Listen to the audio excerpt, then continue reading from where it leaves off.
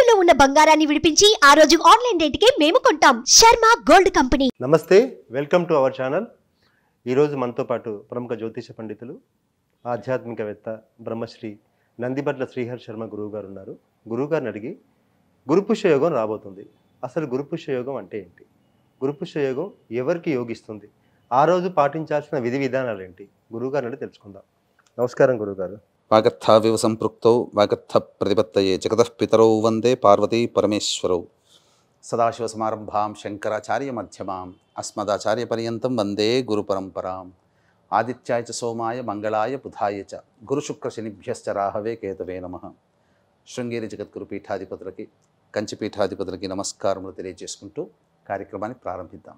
గురుగారు, కార్తీక మాసంలో ఇప్పుడు గురుపుష్య యోగం రాబోతుంది రేపు. అసలు గురుపుష్య యోగం అంటే ఏంటి? ఈ యోగం ఎవరెవరికి వస్తుంది? ఆ రోజు మనం పాటించాల్సిన విధి విధానాలు ఏంటో తెలియజేయండి సార్. గురుపుష్య యోగం చాలా గొప్పదండి వెంకటేష్ గారు. మనకున్నటువంటి అనేక అలభ్య పుణ్య తిథులు అనేటువంటివి ఉంటాయి ప్రతి సంవత్సరం కూడా. గ్రహణాలు మీకు తెలుసు, సంవత్సరానికి 2-3 సార్లు వస్తుంటుంది. అలాగే ఆదివారము అమావాస్య కనుక వస్తే అది గొప్ప తిథి. సోమవారం అమావాస్య సోమవతి అమావాస్య. అలాగే ఆదివారము పుష్యమి నక్షత్రం వస్తే పుష్యార్క యోగము, పాతార్క యోగము. అలాగే చవితి మంగళవారం వస్తే భౌమ చతుర్థి. ఇలాగే మహోన్నతమైనటువంటిది గురువారము పుష్యమి నక్షత్రం కనుక వస్తే గురు పుష్య యోగము అని అంటారు. ఇది కూడా చాలా అరుదైనటువంటిది. సంవత్సరానికి 3-4 కంటే ఎక్కువ ఉండవండి. అంటే ఈ యొక్క 360 రోజులలో ఎప్పుడూ కూడా గురువారం పుష్యమి నక్షత్రం కలిసి వచ్చేది చాలా అరుదు, చాలా గొప్పదైనటువంటిది. దీనికి చాలా విశిష్టత ఉంది. అంటే మనకున్నవి 27 నక్షత్రాలు. ఈ 27 నక్షత్రాలలో ఒక్కొక్క నక్షత్రము ఒక్కొక్క గ్రహము అధిపతిగా ఉంటుంది. ఈ యొక్క పుష్యమి నక్షత్రం ఉన్నటువంటి రోజున ఏంటంటే విశేషము, అరుదుగా 2-3 నక్షత్రాలకి మాత్రమే ఒక గ్రహము పరిపాలిస్తుంది, ఒక గ్రహము అధిదేవతగా ఉంటుంది. ఉదాహరణకి మృగశిర నక్షత్రం తీసుకుందాం.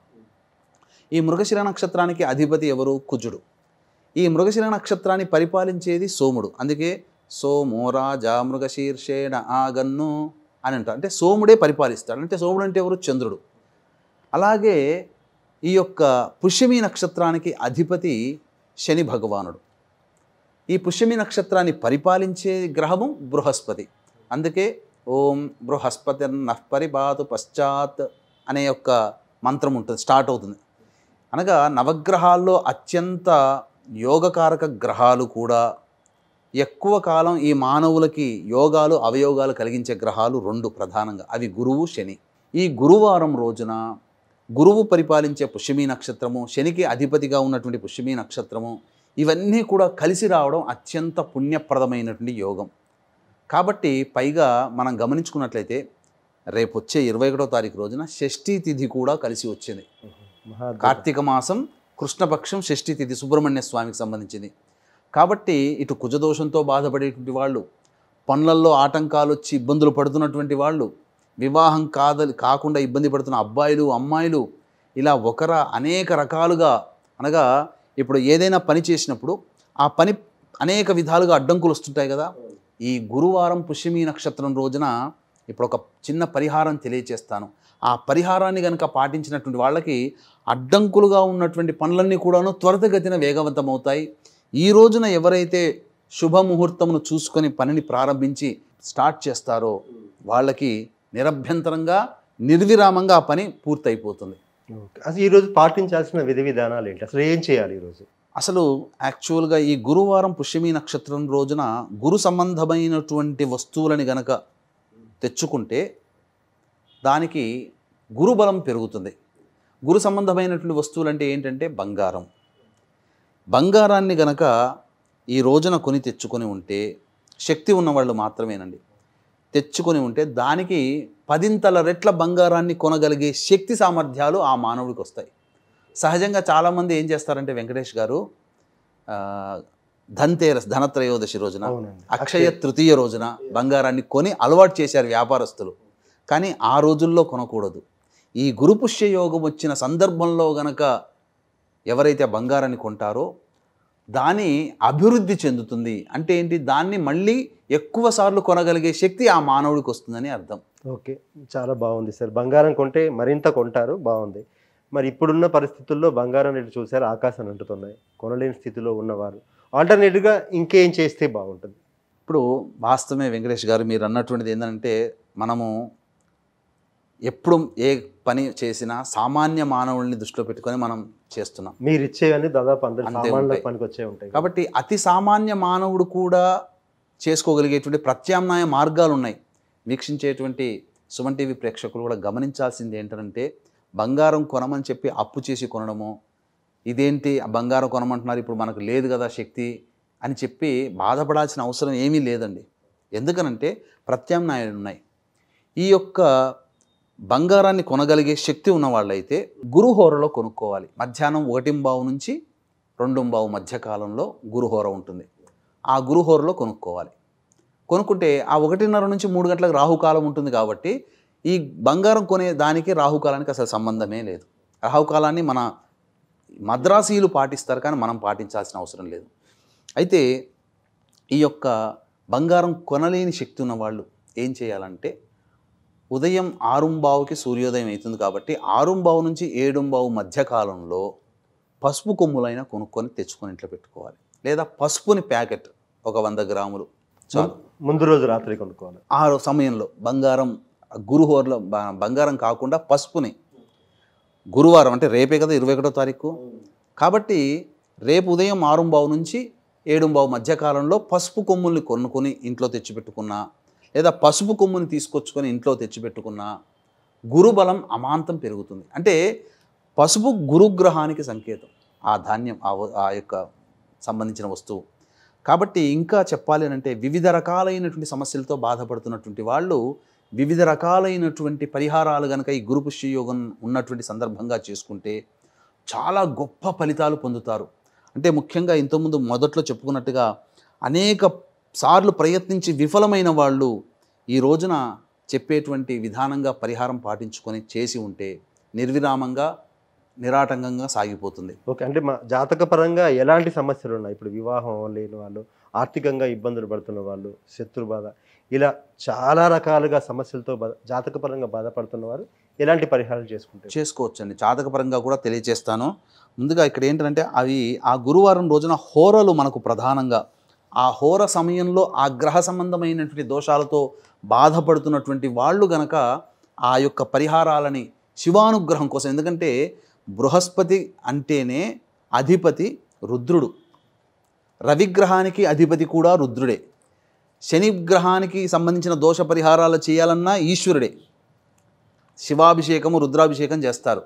కాబట్టి ఈ గురుపుష్య యోగం ఉన్నటువంటి రోజున ఈశ్వరుని పలు రకాల సమస్యలతో బాధపడుతున్న వాళ్ళు పలు రకాలైనటువంటి ద్రవ్యములతో అభిషేకము గనక చేసుకున్నట్లయితే తప్పకుండా వాళ్ళకి ఆ శివానుగ్రహంతో ఆ సమస్యలు తీరిపోతాయి.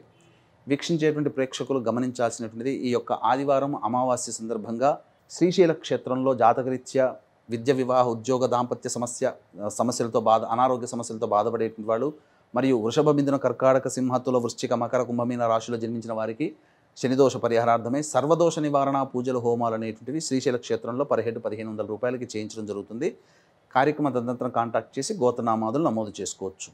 ఇక మనం చూసుకున్నట్లయితే ఉదయం 6:15 నుంచి 7:15 మధ్యకాలంలో గురుహోర ఉంటుంది.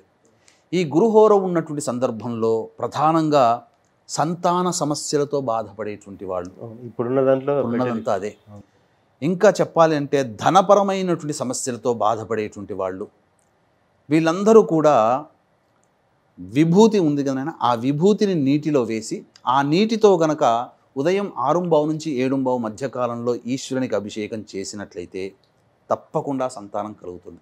ఈ 7:15 నుంచి 8:15 మధ్యకాలంలో కుజహోర ఉంటుంది.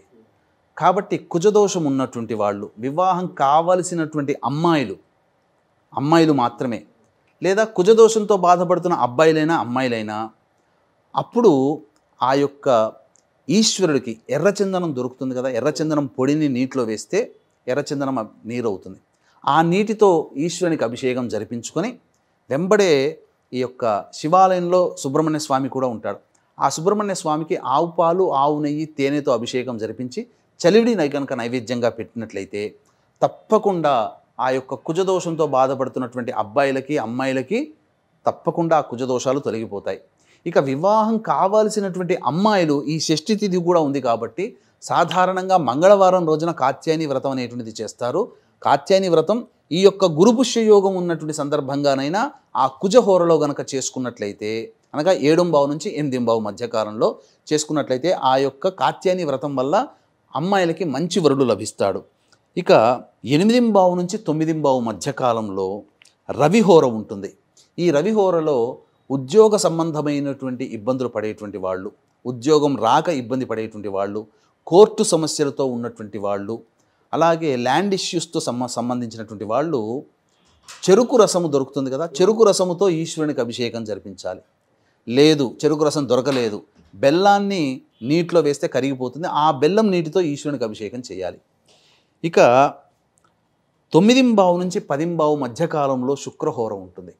దాంపత్య సమస్యలతో బాధపడేటువంటి వాళ్ళు, వివాహం కావలసినటువంటి అబ్బాయిలు ప్లస్ అమ్మాయిలు కూడా ఆ ఈశ్వరుడికి పటిక బెల్లం దొరుకుతుంది కదా వెంకటేష్ గారు, ఆ పటిక బెల్లాన్ని పొడి చేసి ఆ పొడిని నీటిలో వేసి ఆ నీటితో ఈశ్వరునికి అభిషేకం చేసి గన్నేరు పుష్పాలతో శివుడికి అర్చన చేసి పాయసాన్నం నైవేద్యంగా పెడితే ఆ యొక్క వివాహం శీఘ్రంగా అవుతుంది.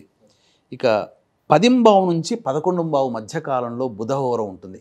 ఈ బుధహోరలో వ్యాపార సంబంధమైనటువంటి ఇబ్బందులు ఎదుర్కొనేటువంటి వాళ్ళందరూ కూడా ఈ వ్యాపార అభివృద్ధి కోసమై వివిధ రకాలైనటువంటి పండ్ల రసాలతో కనుక ఈశ్వరునికి అభిషేకం చేసి, పంచామృతాలతోనైనా కానీ అభిషేకం చేస్తే, మారేడు దళాలతో అర్చన చేసుకుంటే చాలా విశేషంగా వారికి ఉన్నటువంటి వ్యాపార సమస్యలు. ఇక 11:15 నుంచి 12:15 మధ్యకాలంలో చంద్రహోర ఉంటుంది. మానసికమైనటువంటి ఇబ్బందులు పడేటువంటి వాళ్ళు, ముఖ్యంగా స్త్రీలు ఆవు పాలతో అభిషేకం కనుక ఈశ్వరునికి చేసుకుంటే చాలా మటుకు సమస్యలు తొలగిపోతాయి. ఇక 12:15 నుంచి 1:15 మధ్యకాలము చాలా ప్రత్యేకమైనటువంటిది, శనిహోర ఉంటుంది. ఆ శనిహోరలో వృషభ, మిథున, కర్కాటక, సింహ, తుల, వృశ్చిక, మకర, కుంభ, మీన రాశుల్లో జన్మించిన వాళ్ళు శని దోషంతో బాధపడుతున్నారు ఇప్పుడు. కాబట్టి ఆ శని దోష పరిహారార్థమై నవగ్రహాల చుట్టూ శివాయ నమః అంటూ 27 ప్రదక్షిణలు చేసి తైలాభిషేకము శనీశ్వరునికి జరిపించుకొని అన్నము నల్ల నువ్వులు కలిపిన ముద్ద నైవేద్యం 8 ముద్దలు నైవేద్యంగా పెట్టి ఆ శనిహోర ఉండగానే పారిశుద్ధ్య కార్మికులకు కానీ, వృద్ధులకి కానీ, వికలాంగులకి కానీ పండ్లు, తినే పదార్థాలు, ఇతరత్ర వస్తువులు, లేదు కనీసం టీ తాగడానికి ఒక 10 రూపాయలు టీ తాగిచ్చి దానం చేయండి, తప్పకుండా ఆ శని దోషం తొలగిపోతుంది. ఇక ముఖ్యంగా చాలామంది గురువారం అనేసరికి దత్తాత్రేయుని స్వరూపంగా కొలుస్తారు. అసలు పుష్యమీ నక్షత్రం గురువారం కలిసి వస్తే అది దత్త భక్తులకి అద్భుతమైనటువంటి రోజుగా చెప్పబడి ఉంది. చాలామంది తెలిసి తెలియక దత్తుణ్ణి పక్కకు పెట్టేసేసి దత్తుడు కానీ గురువు కానీ గుగ్గురువుని పూజించుకుంటూ ఆ యొక్క గుళ్ళ చుట్టూ బాబాల చుట్టూ తిరుగుతూ ఉంటుంటారు. అది చాలా నిరర్ధకము. ఆ విధంగా గురువు కానీ గురువుని బాబాలుగా చూసుకొని పూజ చేసుకుంటే. కాబట్టి అసలు సిసలైనటువంటి దత్తాత్రేయ భక్తులు ఎవరైతే ఉంటారో వాళ్ళు ఈ గురుపుష్య యోగం సందర్భంగా ఉదయం 6:06 నుంచి మొదలు పెట్టుకొని 1:15 నుంచి 2:15 మధ్యకాలంలో గురుహోర ఉంటుంది. అంటే గురుహోర నుంచి ప్రారంభం చేసి మళ్ళీ గురుహోరలో కనుక ఆ యొక్క గురు చరిత్ర, దత్త చరిత్ర పారాయణం పూర్తిగా కనుక ఎవరైతే చేస్తారో ఆ ఒక్క పారాయణ ఫలితం = మామూలు రోజుల్లో 108 పారాయణాలు చేసిన పుణ్య ఫలితం ఆ గురుపుష్య యోగం ఉన్నటువంటి ఒక్క రోజున, అనగా ఉదయం 6:15 నుంచి 7:15 మధ్యకాలంలో గురుహోర ప్రారంభమవుతుంది. మళ్ళీ 1:15 నుంచి 2:15 మధ్యకాలంలో గురుహోర ఉంటుంది. అప్పుడు ఉంటుంది. ఈ మధ్యకాలంలో గురు చరిత్ర 6:15 ప్రారంభం చేసి 2:00 సమాప్తం చేసినట్లయితే తప్పకుండా 108 సార్లు గురు చరిత్ర పారాయణం చేసిన పుణ్య ఫలితం ఈ ఒక్క గురువారం, అనగా రేపు వచ్చే 21వ తారీఖు రోజున చేసిన పుణ్య ఫలితం దక్కుతుంది.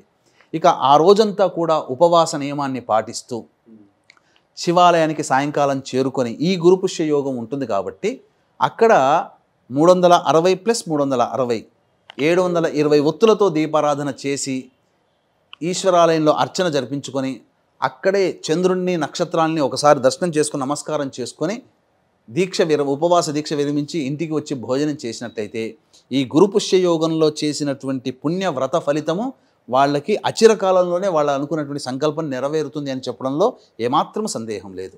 చాలా బాగా చెప్పారు గురుగారు. అసలు గురు పుష్యయోగ విశేషాలు, గురు పుష్యయోగం దాదాపుగా రోజంతా చాలా పవిత్రమైంది. వివిధ హోరాల్లో చేసుకుంటే అన్ని సమస్యలకు పరిష్కారాలు దొరుకుతాయని చాలా చక్కగా తెలియజేశారు. ధన్యవాదాలు గురుగారు. సర్వం శ్రీ ఉమామహేశ్వర పర బ్రహ్మార్పణమస్తు.